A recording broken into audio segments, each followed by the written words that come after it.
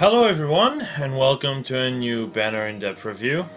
This time we'll be talking about the Out of Gallia banner, as is pretty obvious. I'm sorry I'm a bit late for the review, as per usual. Honestly, I really just lacked the motivation to work on thumbnails. But here I am, so let's get started. Ironically, the order of the worst to best of this banner is the same order that is the most popular to least popular of the banner. Except two characters are switched around, which are Mordecai and Kangas. But, yeah. I don't understand what they were smoking when they designed Ranulf. So, Ranulf is here with Chill Attack, available on a, GHB unit, Garneth. Rally Attack Def Plus, which, I mean, at this point, looking at his weapon, he could actually be demoted. Because he has nothing really going for him. Like, yes, he gets really bulky. At the end of the day, if he's near, another ally, his defense becomes about 39.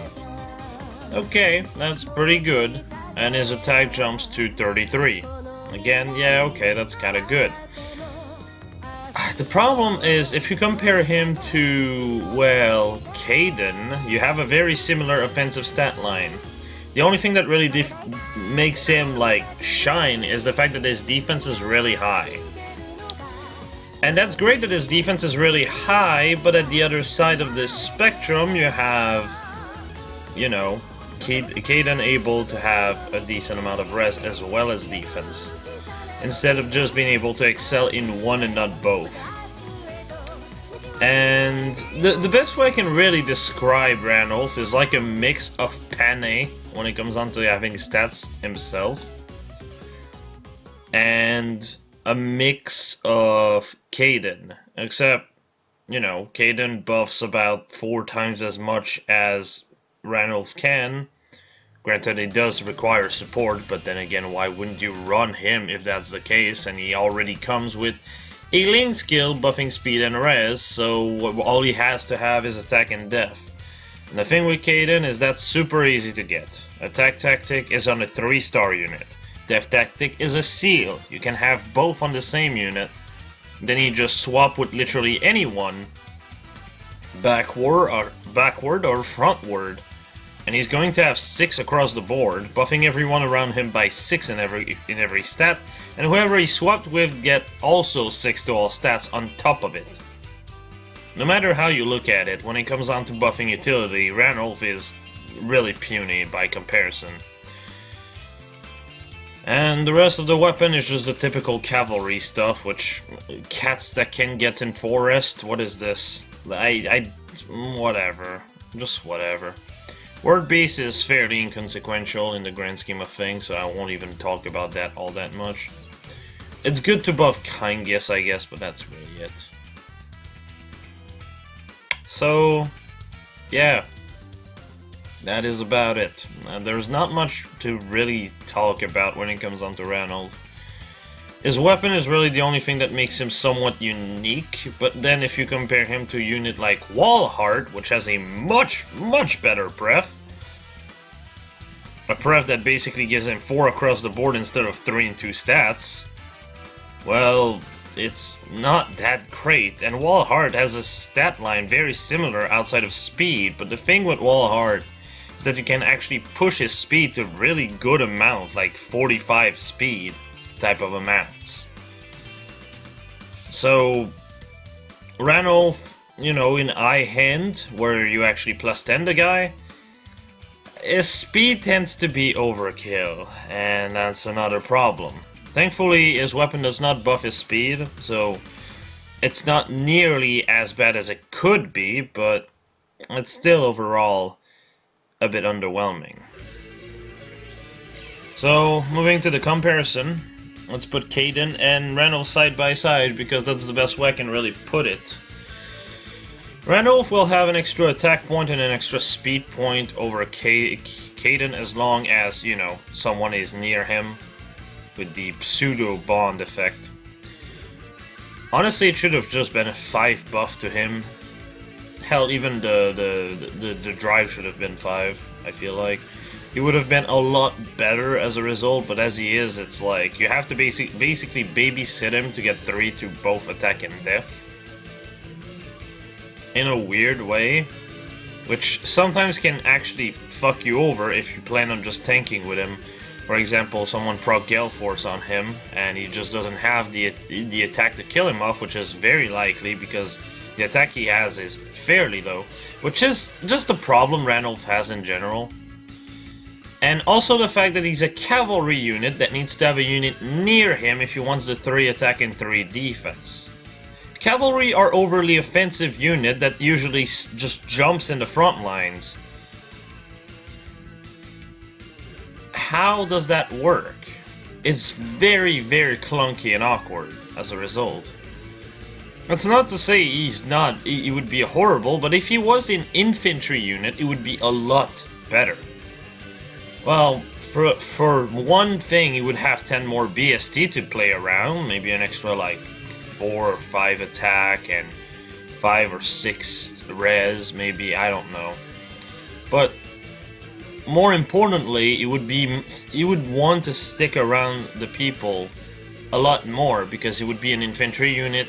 Breath skill would be available, and you would not be stuck using bond skills and trying to tank on a cavalry unit. You know, the type that does not typically just sit there and take it.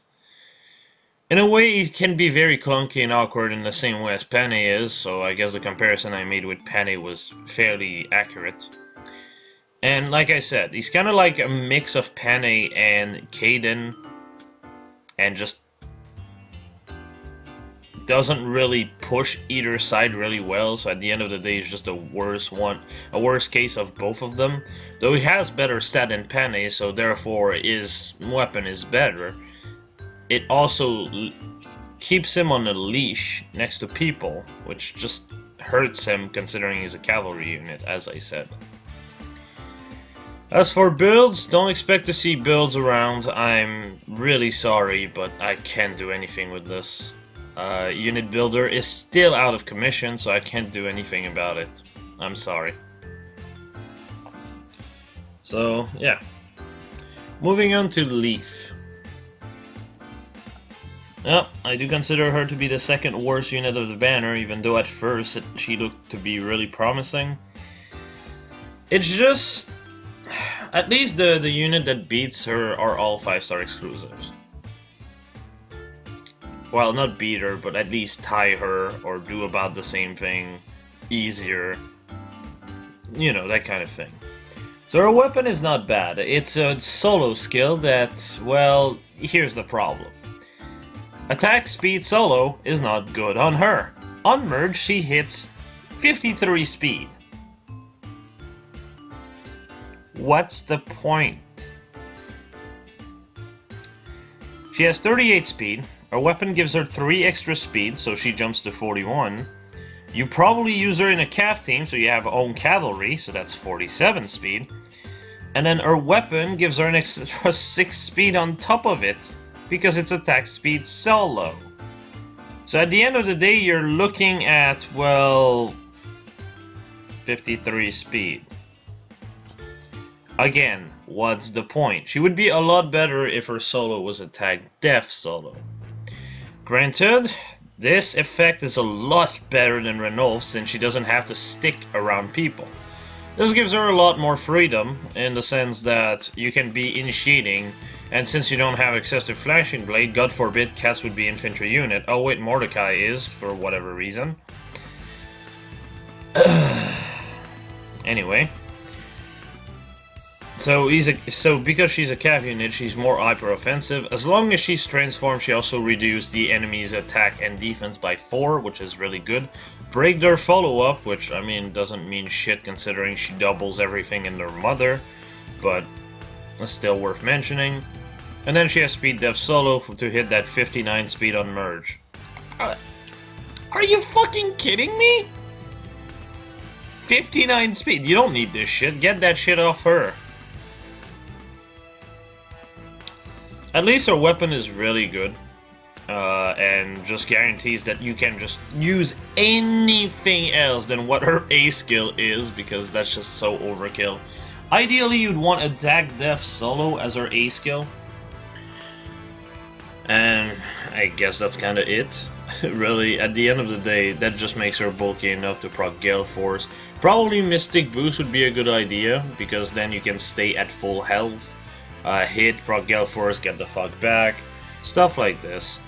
An Attack Def Solo combined with her weapon does indeed push her upward to 67 attack when she's uncaved, which is really good for heavy blade checks.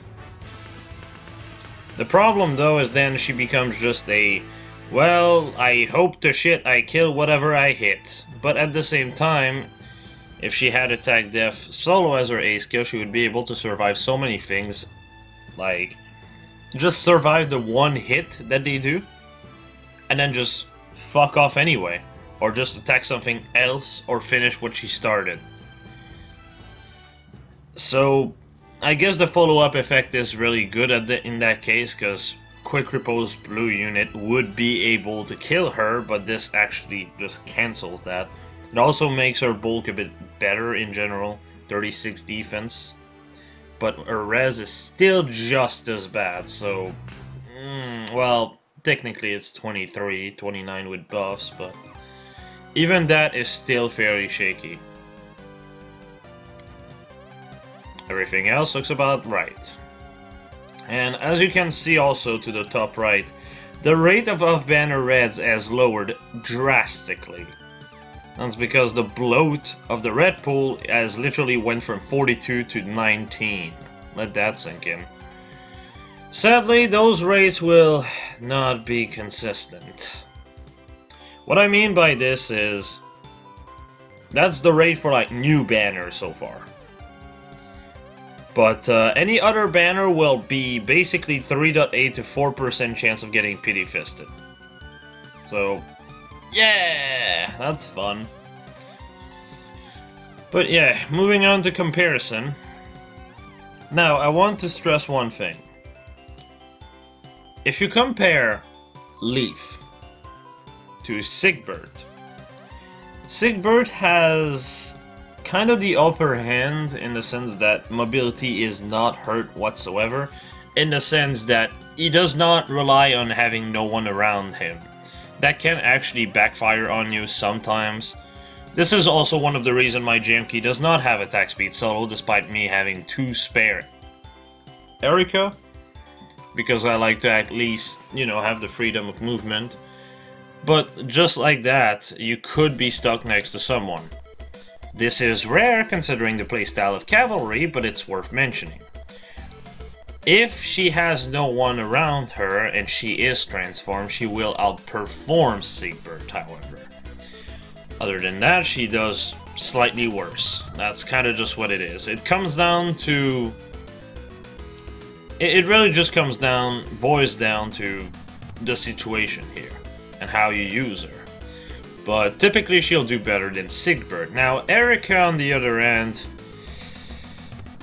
that's a yikes. I can't really say that she would do better than Erica, because Erica, the thing is that makes her so deadly. First off, her weapon basically makes so that if she has no one around her, despite her being all about friendship, gives her an heavy blade effect that does not have any stat comparison. But more importantly, it also gives 3 def 3 res, which makes her a bit better to deal with bulk, giving her upward to 30 res when you're buffed and 36 def. And if you have, say, attack res solo, well, that's 36-36, attack def solo, that's 42-30.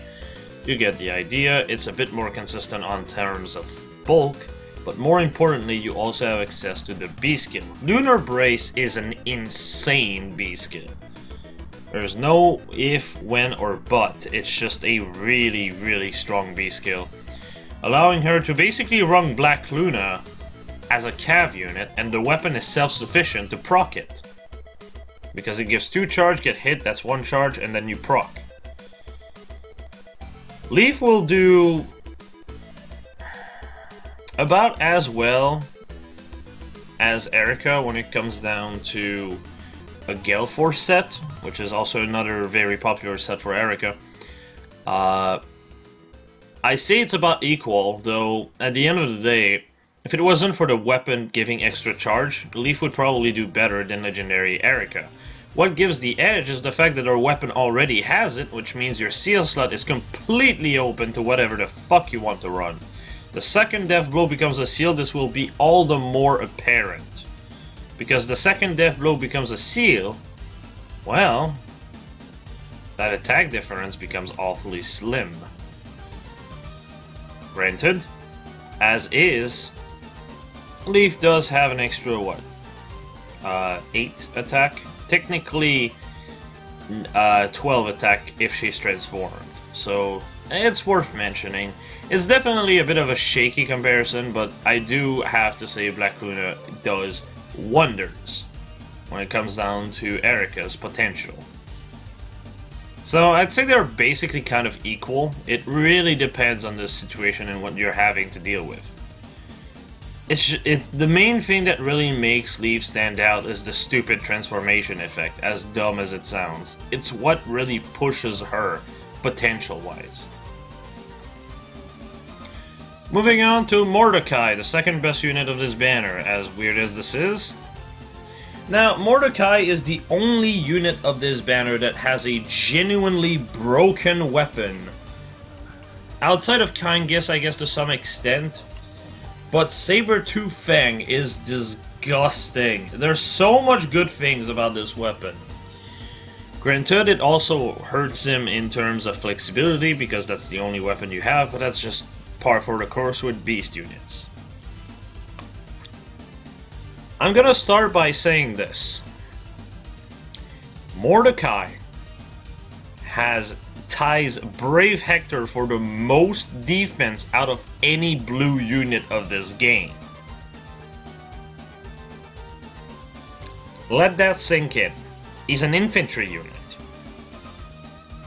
37 attack and 39 defense. If you count the weapon he has compared to Hector's, he actually beats him in defense as well. And he also has a super boon in defense. This guy is a juggernaut. But to add to it, he basically has a Wodao weapon that gives him an extra 2 attack, so basically 16 might weapon, 53 attack. 53 attack Wodao with stuff like Steady Breath, which he actually has access to, unlike the other two. Wrath, again a skill that the other two doesn't have access to, but he does. And plenty of other infantry exclusive skills, Sorcery Blade for example, not Quick Riposte, the Quick Riposte is not exclusive, but you get the idea. It's just a lot better, and considering he's meant to be more bulky, running something like Steady Stance 4, and then combo this into Attack Death Bond, you can end up being so bulky in defense, you will struggle to take damage. And the only thing that will have a chance dealing damage to you are green, and they still won't kill you in one round despite Bolt Fighter unless they proc something like Gale Force or Bonfire. It's insane. And even then, if they have Gale Force, Mordecai will tend to just kill them before they get to proc it. So, definitely insane, but his weapon on top of it has a really strong effect of debuffing anything near the unit he basically repositioned or whatever. So let me just put a few scenario in your mind so you understand. Because the -4 to all stat work on everything that's 2 square around the unit pushed and himself. Take Rid, for example, which relies on debuffs to actually double. Okay? Smite Rid into the enemy side, they all lose 4 to all stats. Immediately giving him the edge because it allows him to double literally everyone on the enemy team.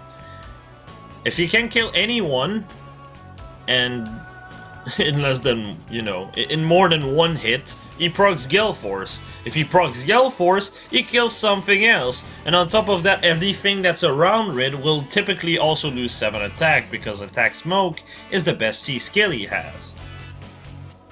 So you basically have this unit that, on top of having Attack Deathling, would basically buff Rid for 6 attack and 6 defense, but also debuff everything by 4, allowing him to double absolutely everything for free. This is ridiculous. Another type of character that also makes sense are any characters that basically need to be alone.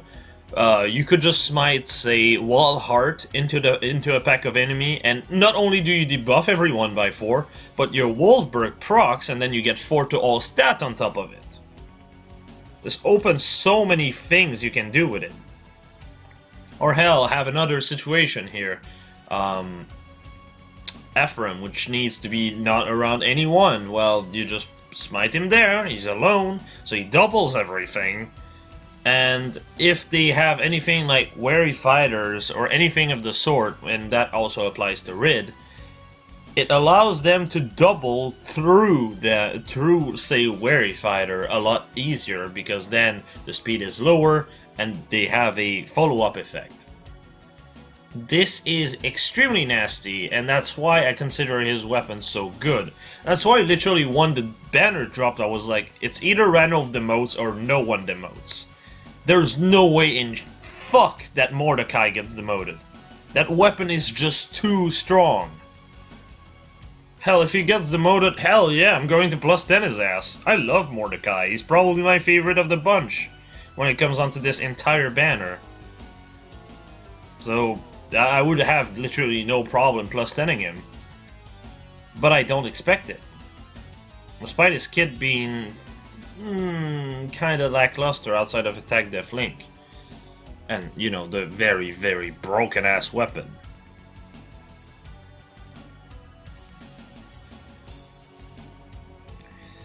So, yeah. And the only unit I can really compare him to is, well, Lucas. So let's see. How does it fare? Oh, he has more HP, he has more attack, he has more speed, he has more def, and he has more res. Oh. Now, granted, Lucas does get the 10 Dragon Flower, while Mordecai only gets 5. Even then, he has less HP despite that, less attack despite that, less speed despite that, equal defense and less res despite that. There's just nothing I can really say Lucas does better than Mordecai. Mordecai is just a better Lucas. It took this long for Lucas to actually get power creep. That's insane. Not to mention he has a really good pref now. Like, Mordecai is a monster, easily. It's rare that I get to actually gush about a character I like getting added to the game and, well, turning out to be good. So I'm actually kind of at a loss for word on that part. But yeah, easily the second best unit of the banner. Moving on to Kingus. The Lion King, if you will. So, very similar to Duma, but there's one key difference. If he gets attacked, he gets 4 to all stats. That's insane by itself. But then, here comes the second part. If he's transformed, grants attack +2 and unit can counter attack regardless of foe's range. So with that, they basically confirm one thing. Armored beast unit will always have DC on transformation. Does this mean that Raginto might get a refine or Ragnall might get a refine? I fucking hope so. I fucking hope so. Those weapons are really outdated. But, I mean, at the end of the day, we'll see, won't we?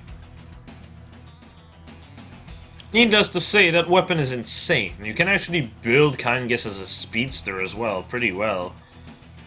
Because, well, he has a speed super boon for 1. For 2, the weapon does 4, and then you buff yourself by 6, with, say, speed tactic, armor, own armor, or own beast. That's 37 speed. That's without a seal, that's without an A skill in mind. You can probably just run attack speed, bond to make up for the speed a bit more with special fighter. So even if you're being initiated on, it doesn't matter, you will still shut down their special.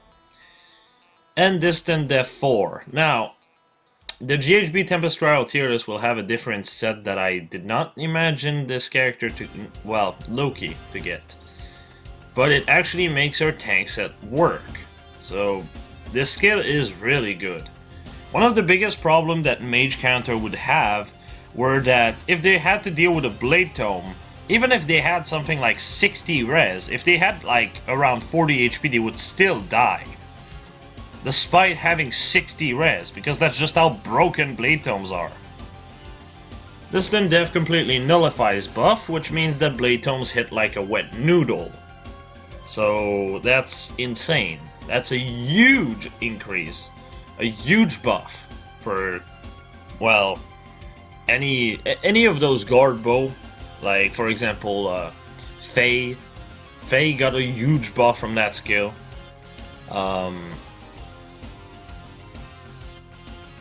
Loki, very good example. To some extent, also New Year Corrin. A lot of unit really got a ton of buff from this. So I'm kind of glad to see that. As for the rest, it's just typical armor stuff. He's easily the best unit of the bunch, just because at the end of the day he can run Distant Death 4 and DC at the same time.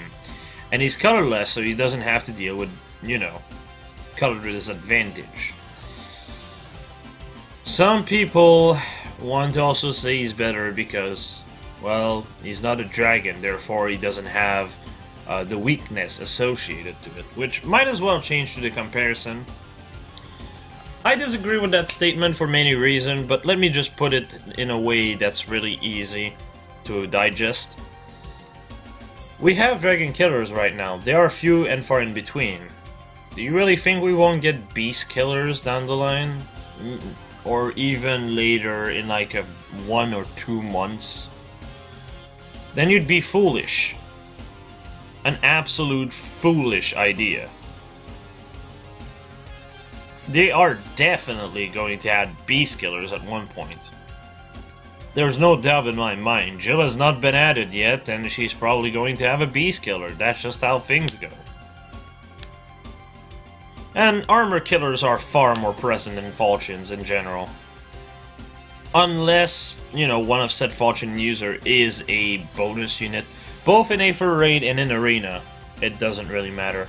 In both of those modes, it just tends to depend on whether or not there's a bonus unit or not. Nothing else. So, you know. Duma is the edge when it comes down to stat line by some margin, not by much. However, like I said, having a DC weapon is one hell of a drug, and it's one of Duma's biggest weakness. He has a really good first effect, and the nullifying follow-up is cool and all. But at the end of the day, while he does have this, when it comes down to DC, he is helpless. And if he runs DC, well, Blade Tome just tear him apart. Something that Kangas, well, just can deal with both. It's just a lot more consistent for Kangas than Duma. And makes Kangas a very, very strong unit in AR, I suppose, but I mean, I don't know, dude. If you really buy a unit just for AR, which is just one mode, I don't know. It really comes down to, do you feel like it's worth your investment, I guess. So far I would just say wait. If you're going to be investing on AR, just wait until you have a unit you really like as an AR bonus unit. And I'll leave it at that. Anyway, I think that's about it for the video. I hope you found at least something interesting, because, well, I should have been doing this video for a while now. So most of the things I've said were probably said by other people. That said, as I said, I hope you learned at least something new, and I'll see you guys later. Have a nice one, everyone.